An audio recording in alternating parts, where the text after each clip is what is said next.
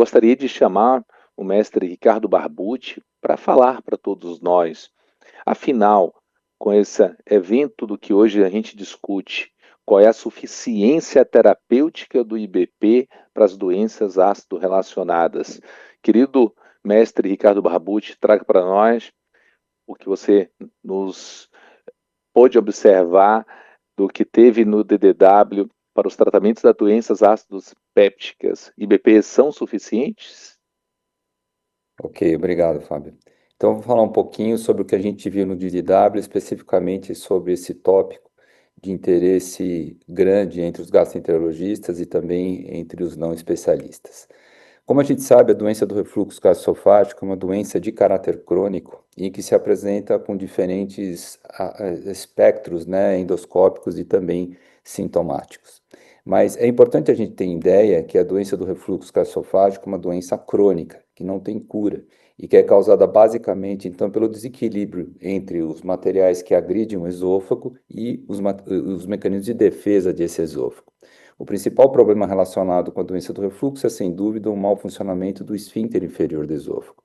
E esse mau funcionamento do esfíncter não é o mesmo para todos os pacientes. Como a gente sabe, pacientes com doença do refluxo com apresentação endoscópica mais branda normalmente apresentam relaxamento transitório do esfíncter inferior do esôfago, enquanto em pacientes com manifestações mais graves, com esofagites mais intensas, normalmente predomina a hipotensão do esfíncter inferior do esôfago e, é claro, também a associação mais frequente com a hérnia de hiato.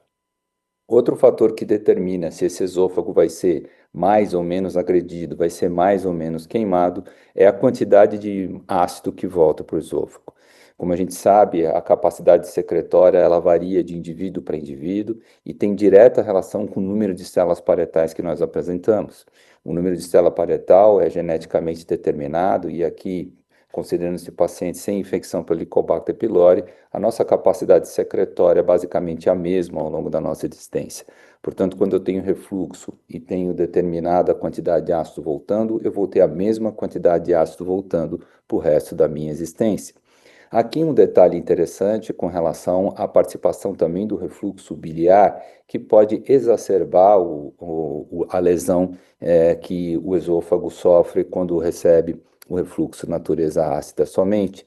Portanto, em manifestações mais graves das esofagites mais intensas, a participação do refluxo biliar parece ser mais importante. Isso é especialmente verdade nos pacientes que se apresentam com esofagites então C e D e com esôfago de Barth. Outra coisa extremamente importante que limita o que modula, né, o grau de lesão esofágica que nós vamos ter é o tempo de contato do material refluído com a mucosa esofágica. Como a gente sabe, distúrbios de motilidade podem fazer com que esse material refluído, então, permaneça em contato com a parede esofágica por mais tempo, agravando as queimaduras, agravando a lesão desse órgão. De tal modo que nas esofagites mais graves, o tempo de esvaziamento esofágico normalmente é menor do que nas esofagites mais brandas.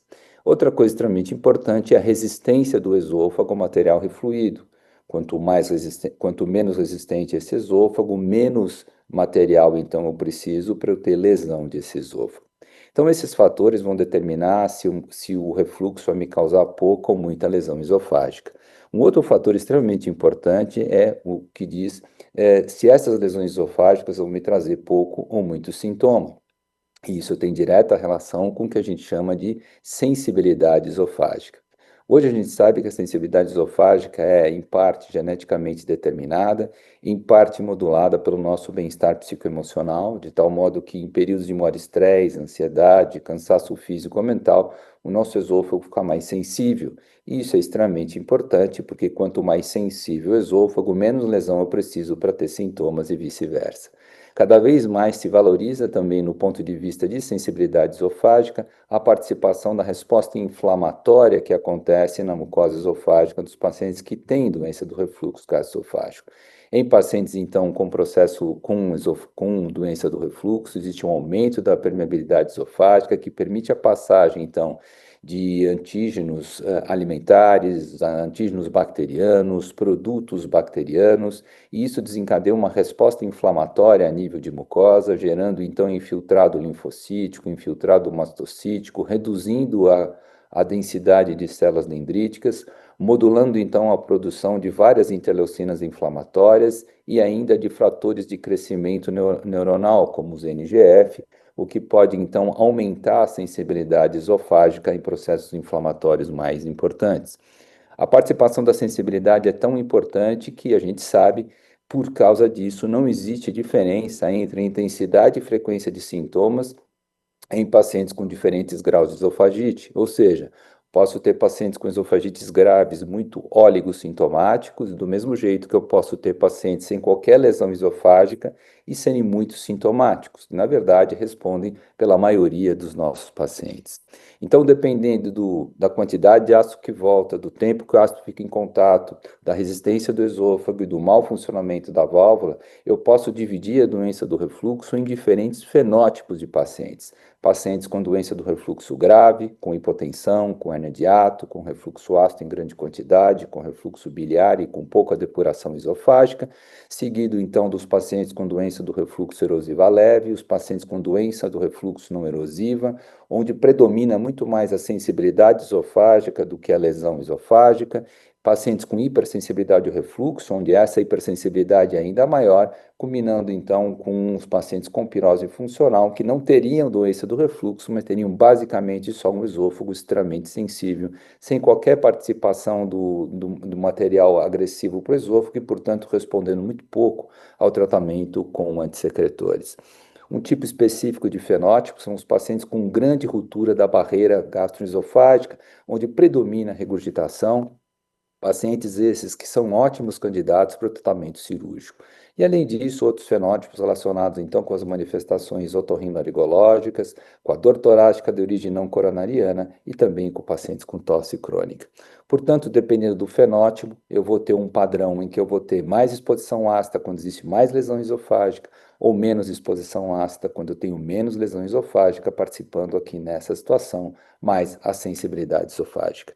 Isso faz com que a abordagem terapêutica para os nossos pacientes com doença do refluxo gastroesofágico seja diferente dependendo do grau de lesão que o paciente apresenta no esôfago, de tal modo que quanto menos lesão esofágica o meu paciente apresenta, menos ácido eu preciso inibir e menos tempo eu preciso tratar para que eu atinja meus objetivos clínicos. Por outro lado, quanto maiores as lesões, quanto mais grave a esofagite, mais necessidade de inibição ácida eu tenho e maior é o tempo de tratamento necessário para que meu paciente melhore da sintomatologia e o esôfago desse paciente cicatrize.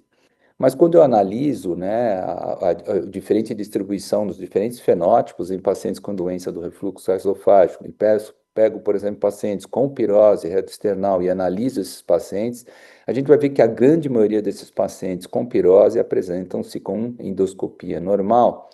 E dos pacientes que se apresentam com essa endoscopia normal, metade deles vai ter doença do refluxo não erosivo, ou seja, vai ter pH-metria alterada, e a outra metade vai se dividir em pacientes com pirose funcional e com hipersensibilidade esofágica ao refluxo. Dos pacientes que têm alteração endoscópica, né, dos pacientes que têm queimaduras no esôfago, a gente vai ver que a grande maioria deles são representados por pacientes com esofagites A e B, ou seja, pacientes com doença do refluxo erosiva leve. Portanto, a grande massa de pacientes que têm doença do refluxo ou se apresentam sem lesão esofágica, entrando dentro do grupo da doença do refluxo não erosiva, ou se apresentam com esofagite erosiva leve. Quando a gente aborda esses pacientes, então, quando a gente vai tratar esses pacientes e vai pensar no tratamento farmacológico, durante o DDW houve uma discussão bastante interessante entre o professor Lauren Lane e o professor Moed, identificando, então, analisando quais são as diferenças e quais são os mecanismos de resposta que a gente tem utilizando diferentes tipos de antissecretores. Como os senhores sabem, nós temos 3 tipos de antissecretores disponíveis para a abordagem dos pacientes com doença do refluxo gastroesofágico. Os pacientes com os bloqueadores dos receptores H2 da histamina, os inibidores da bomba de prótons e os inibidores competitivos dos canais de potássio. Quanto mais para a direita eu vou aqui, mais potente é a inibição ácida, mais potente é o medicamento. Nessa discussão, esses 2 professores analisaram as diferentes abordagens, os diferentes resultados clínicos com esses antissecretores. Um dos trabalhos colocados por esses pesquisadores durante o último DDW foi esse trabalho interessante que pegou pacientes com pirose retroesternal e que foram divididos em dois grupos. Um grupo recebeu esomeprazol em metade da dose terapêutica, portanto 20 miligramas por dia, foram comparados com outro grupo que recebeu vonoprazana 20 miligramas por dia. Esses pacientes tinham sintomas clássicos de doença do refluxo gastroesofágico, mas não foram submetidos a exame endoscópico. Portanto, a gente entende que a maioria desses pacientes vão se apresentar com doença do refluxo não erosiva, com erosiva leve ou mesmo nem doença do refluxo vão ter. E é de se esperar que não houve qualquer diferença de resposta quando a gente comparou metade da dose do IBP com uma dose plena de inibidores competitivos dos canais de potássio, justamente então porque a grande maioria não precisa de inibição ácida importante. O professor Laura Lane mostrou ainda estudos interessantes em que se pegou pacientes com doença do refluxo não erosivo e se comparou os inibidores competitivos dos canais de potássio com placebo. A resposta, como os senhores veem aqui, é uma resposta que não é muito convincente no que diz respeito à participação dos PCABs nessa situação específica. Na verdade, não houve diferença entre placebo e PCABs quando a gente pensa no tratamento da doença do refluxo não erosiva, justamente porque aqui eu não preciso de grande inibição ácida para que meus objetivos clínicos sejam atingidos. O professor Laranlene coloca claramente essa pouca diferença. E veja que interessante, não existe trabalhos randomizados, placebo-controlados, prospectivos entre PCABs e inibidores de bomba de prótons em pacientes com doença do refluxo não erosivo. E se existisse, muito provavelmente não mostraria qualquer tipo de diferença. Quando a gente passa para o outro fenótipo, que é o dos pacientes com doença do refluxo erosiva leve, ou seja, pacientes com esofagites A e B de Los Angeles, e novamente a gente compara aqui um IBP, no caso o lansoprazol, com diferentes doses de vonoprazan, novamente a gente não vai ver grande diferença de resultado, justamente porque aqui também não há necessidade de grande emissão ácida. Mas quando eu comparo os dois grupos de antissecretores em pacientes com doença do refluxo erosiva mais grave, C e D de Los Angeles, aqui começa a haver uma diferença a favor dos PCABs, mostrando um resultado, pelo menos inicial, melhor do que aqueles que a gente encontra com pacientes que recebem inibidor de bomba de prótons. O professor Moyaed, em sua apresentação, também mostrou claramente que quando a gente fala em cicatrização esofágica e a gente pega pacientes e colocam todos os pacientes com doença do refluxo no mesmo saco, a gente não vai ver nenhuma diferença de resposta entre pacientes que receberam vonoprazana e pacientes que receberam inibidor de bomba de prótons, no caso aqui o lansoprazol. Por outro lado, quando a gente pega pacientes com esofagites C e D, a gente nota uma melhora discreta de resposta a favor dos pacientes que receberam PCABs, pelo menos inicialmente, e isso se deve, é claro, à maior necessidade de inibição ácida que a gente encontra nesse grupo de pacientes. O Dr. Moed, o Dr. Lauren Lane conclui a sua apresentação sobre esofagite erosiva, mostrando que, de fato, não existe diferença entre a resposta de IBPs e PCABs em pacientes com doença do refluxo erosiva leve e doença do refluxo não erosiva, havendo uma tendência de melhor resposta aos PCABs em pacientes que se apresentam com esofagites mais graves. Outra coisa a se pontuar em pacientes que têm doença do refluxo gastroesofágico é que a doença do refluxo é uma doença de caráter crônico, não tem cura, já que o mau funcionamento da válvula é perene e continua durante a nossa existência.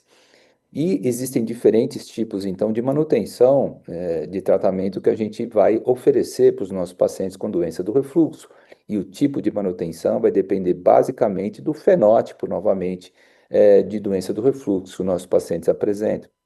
De tal modo que naqueles pacientes com doença do refluxo erosiva leve, especialmente a Los Angeles A, ou pacientes com doença do refluxo não erosivo, a terapia de manutenção, de acordo com a demanda, é talvez a mais custo-eficaz para a gente prescrever para os nossos pacientes. Nos pacientes com doença do refluxo erosiva leve, incluindo aqui Los Angeles B, talvez a terapia intermitente seja a melhor opção. Em pacientes com doença do refluxo erosiva grave e esôfago de Barrett, a terapia contínua com antissecretor é a melhor opção para a gente colocar.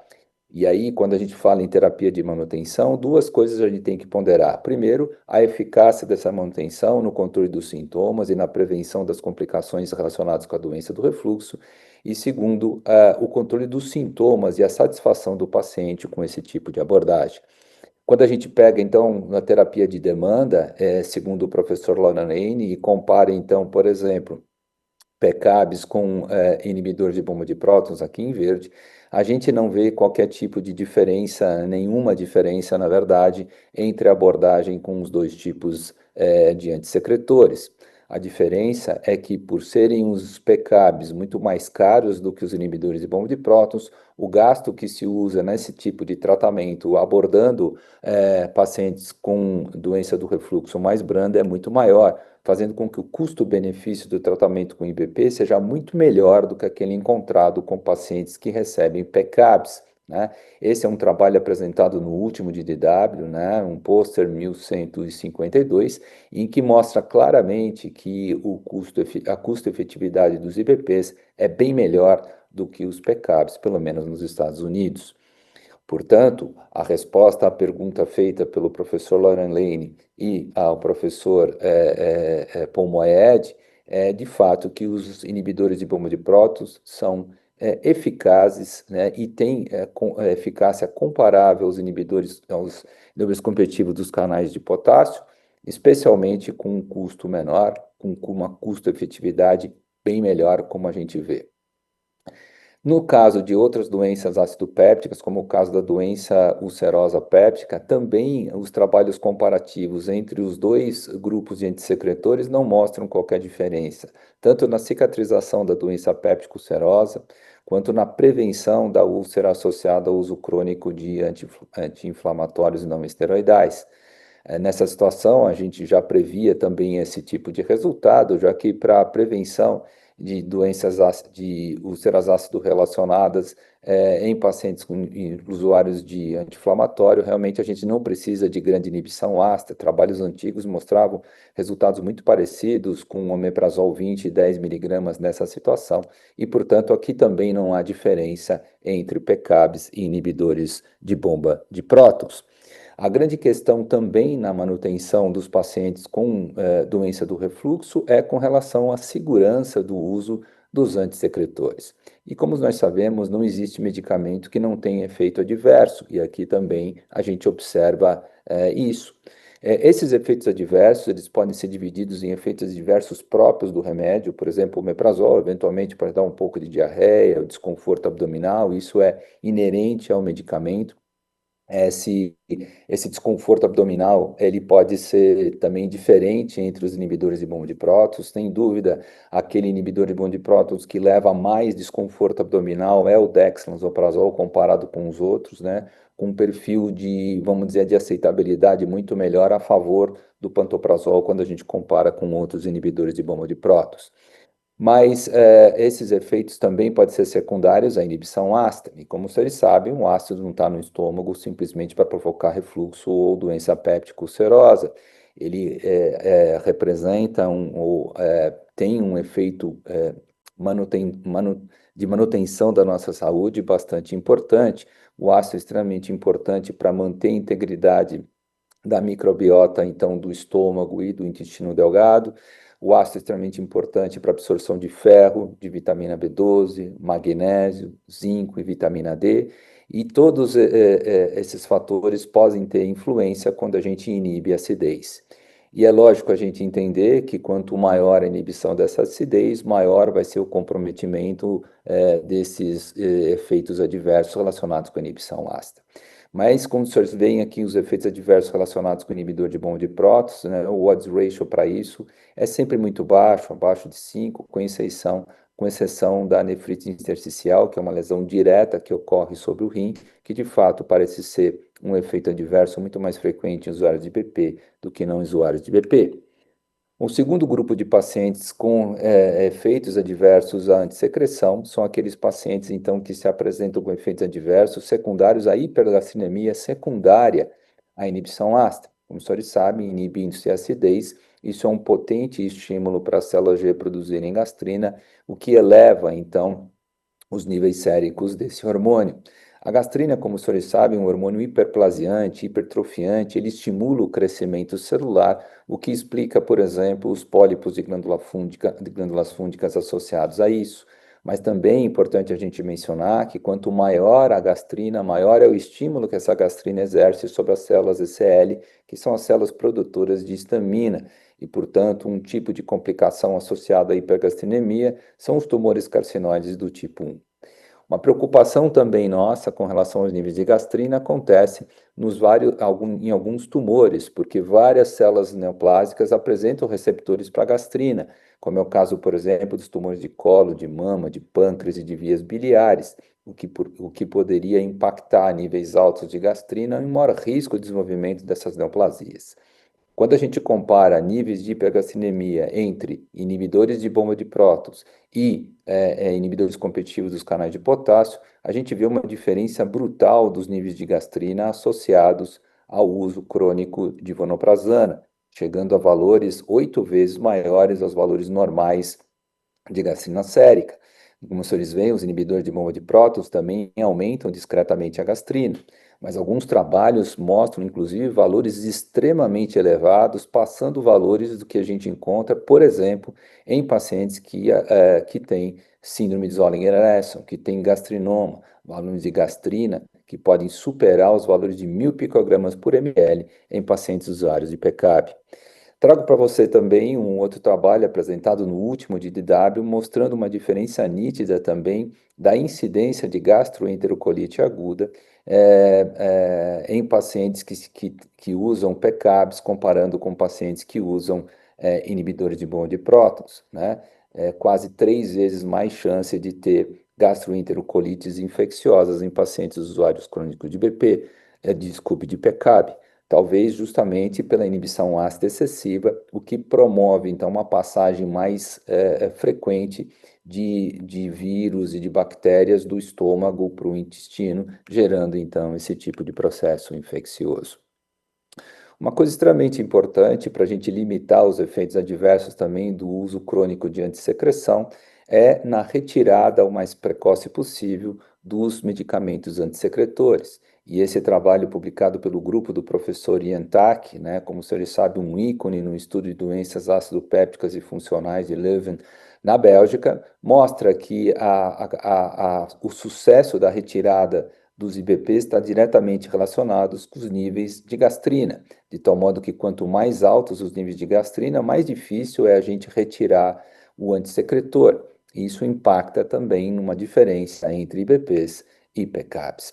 Começam a aparecer também, graças muito provavelmente à inibição ácida excessiva que a gente tem com PCABs usados cronicamente, algumas alterações endoscópicas que a gente não via com inibidores de bomba de prótons. É o caso, por exemplo, do que a gente chama de Stardust mucosa, que são esse aspecto, né, de céu estrelado que se vê no estômago em pacientes usuários de vonoprazan. A mesma coisa acontece com o que a gente chama de gastric mucosal redness, também muito mais frequente em com inibidores em PCABs, quando comparados com os inibidores de bomba de prótons. Portanto, a resposta à pergunta feita aos professores Lane e Moyaed é que, de fato, os inibidores de bomba de prótons são mais do que suficientes para a gente tratar grande parte dos nossos pacientes com doenças ácido relacionadas, já que na grande maioria dos pacientes com esse tipo de doenças, seja doença do refluxo, seja doença péptico ulcerosa, não há necessidade de grande medição ácida. O professor Wycliffe também concorda com isso em outra apresentação durante o DDW, mostrando que a abordagem dos pacientes com doença do refluxo deve ser feita sempre, tentando se inibir a acidez o mínimo possível e progredindo para inibição mais potente de acordo com a necessidade dos pacientes. Portanto, sim, os IBPs são suficientes. Outra coisa que diferencia um pouco os IBPs dos PCABs é com relação ao efeito antidisplásico já comprovadamente associado ao uso crônico de inibidores de bomba de prótons, o que faz, por exemplo, com que uma das indicações para uso crônico de IBPs sejam pacientes com esôfago de Barrett. O último guideline de management do esôfago de Barrett pelo ACD coloca que o uso de IBP deve ser feito mesmo em pacientes que foram submetidos à fundoplicatura e que têm esôfago de Barrett, né? A suplementação com IBPs nessa situação reduz a chance de displasia e câncer. Esse guideline, publicado também agora recentemente, no final do ano passado, pelo ADA, coloca quais seriam, então, as indicações para uso de PCABs na nossa prática clínica. E eles colocam, então, que a indicação principal seria em pacientes com esofagites mais graves, seja de Los Angeles, e no tratamento de erradicação do Helicobacter pylori. Trago para vocês, recentemente saído do forno, publicado agora em agosto de 2025, o consenso ou guideline italiano para abordagem da doença do refluxo gastroesofágico, não havendo grande diferença dos outros guidelines no que diz respeito às orientações com relação ao tratamento no estilo de vida e como o tratamento antissecretor, onde ainda os IBPs são colocados como uma opção de primeira escolha para a maioria dos pacientes com doença do refluxo gastroesofágico, reservando o uso de PCABs para pacientes com doença do refluxo erosiva moderada a grave, especialmente naqueles pacientes que não respondem ao tratamento adequado com IBP e que se apresentam de fato com doença ácida refratária ao tratamento com antissecretores. Muito obrigado pela atenção de vocês.